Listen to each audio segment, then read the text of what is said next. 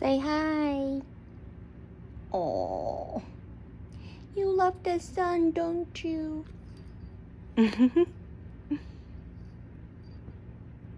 Hey guys, it's Audrey from Style Powwow. Welcome to A Day in the Life with Audrey.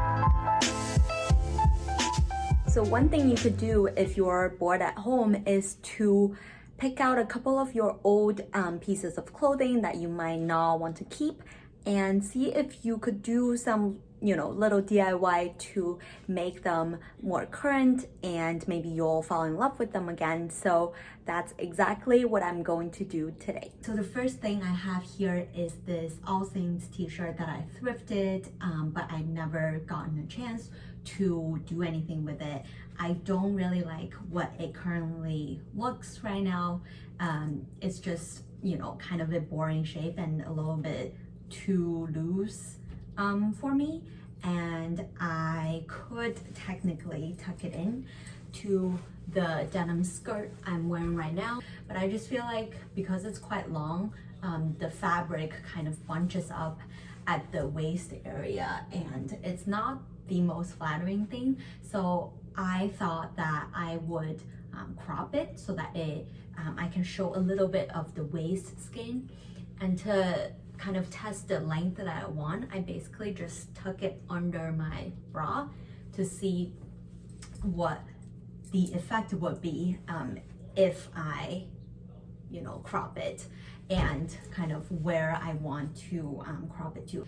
And you can do this with your old polo shirts if you no longer love them but still want to kind of update them to be more current. And I've seen this cropped polo shirt in Urban Outfitter and Topshop.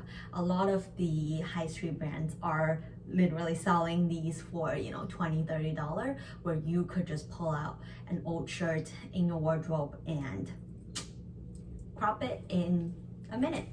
So now I'm just going to use a safety pin to basically pin a spot where I think the length is the most optimal.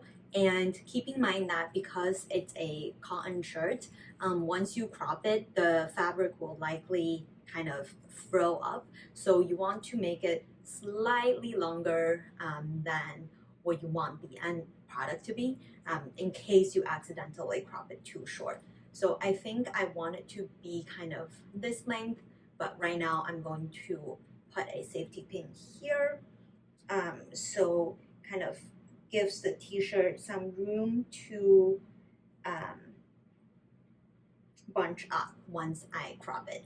And you can always, cut it shorter if it doesn't work, but you can't grow it longer if it's too short. So I recommend just go a little bit conservative in the first try.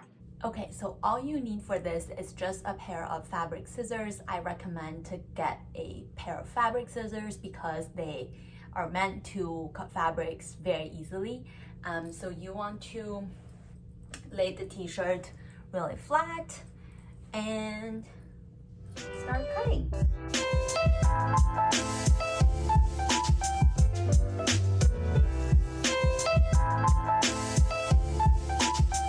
Okay, my first try is actually pretty disgusting. Like, it's not even smooth, so I'm going to trim it a little bit because I haven't even cut off where I put the safety pin is, so I know the length will be definitely all right.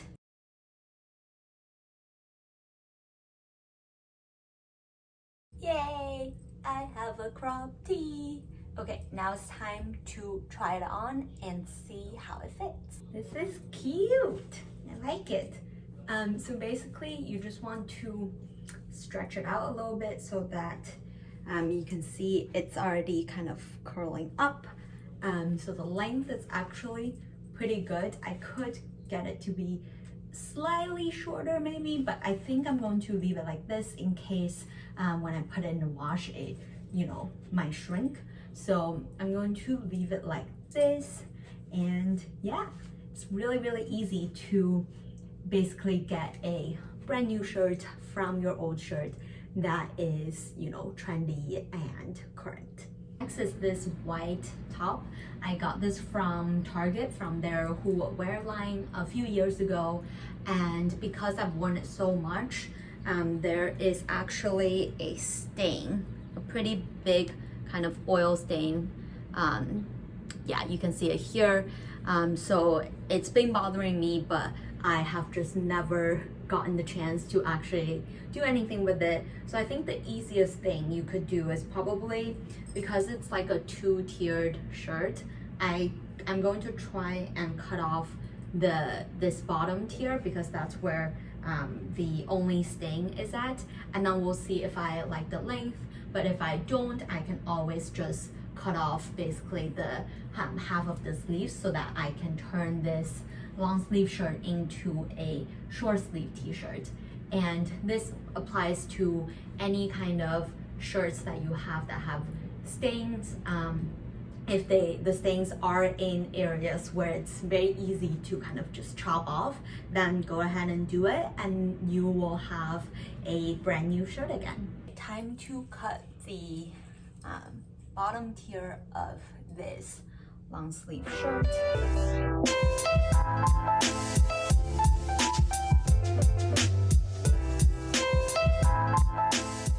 Ta-da! Let's see how it fits. Yay! This one is also amazing, and it literally took 20 seconds. Now it looks brand new and without any stain. I am also actually happier with the new length, because previously when I had the base tier, it was just too long and it's hard to kind of move around in. So I'm really glad I kept one tier.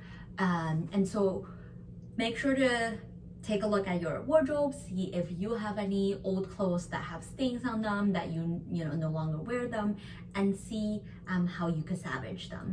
Okay, because all of that took literally only 5 minutes, I need to find something else for me to do, and so I came to the entertainment area of me and my boyfriend's apartment. So we have a ton of board games and puzzles and things that keep us entertained. And so I thought today I would share a couple of our favorites. And a lot of those games you can play as a one-person game as well, so you don't have to, you know, live with someone to be able to enjoy those games. So the first one, a classic, is Scrabble, and it is a word game. It's been around for, actually, how long has this game been around? I don't know, but it's like a really, really old word game. A lot of people know how to play it. This is a 2 to 4 player game, so I don't think you can play it with yourself, but if you do live with someone, it is a really fun game and great way to kill time. Oh, another classic word game is Bananagrams. It is really fun. It's pretty fast paced, so compared to Scrabble, Bananagrams probably takes us like 15-20 minutes to play a round of game, versus Scrabble, it could take us up to an hour to finish the game, because we're both competitive and we want to score very high. So Bananagrams is fun and very easy to carry around if you want to buy one now, and if you end up traveling later, then it's a great little game to play when you are bored. If you do live by yourself though, a puzzle is always a great way to spend time with. And I have here this 1,000-piece jigsaw puzzle that we finished a couple of days ago. Another one-person game or thing, entertainment to do is these kind of puzzles, not jigsaw puzzles, but literally this one, for example, is called cat stacks, and you can see on the back they basically have a bunch of cat-shaped plastic thingies, and I can take it out for you. So basically there are a bunch of cards, and with all the different shapes. So what you want to do is to, for example, here, it tells you what kind of cat pieces to use on the top, and then you basically have to fill them in the grid here with those designated cat pieces, and all of the pieces are here. So it's really fun, something that's quick and easy to do, and it's also really portable. So if you want something to do on a trip, a train ride, etc., this would be a great activity. And if you are really into strategy type of board games and are up for a challenge, I would highly recommend this one called Wingspan. It is, first of all, really, really pretty. All of the pieces are, whoa, that's loud. That's anticlimactic. All of the pieces are really, really well made, high quality. You have these cute little food dice, these kind of, I guess, victory point cards. You have little like bird food, and they even give you a bird house. So basically you could easily assemble it, and then you roll your dice this way. Oh, so cute. They also have extremely cute bird eggs that look like the Easter mini eggs. Very cute. And basically this is a game where you play cards that are all based out of different birds.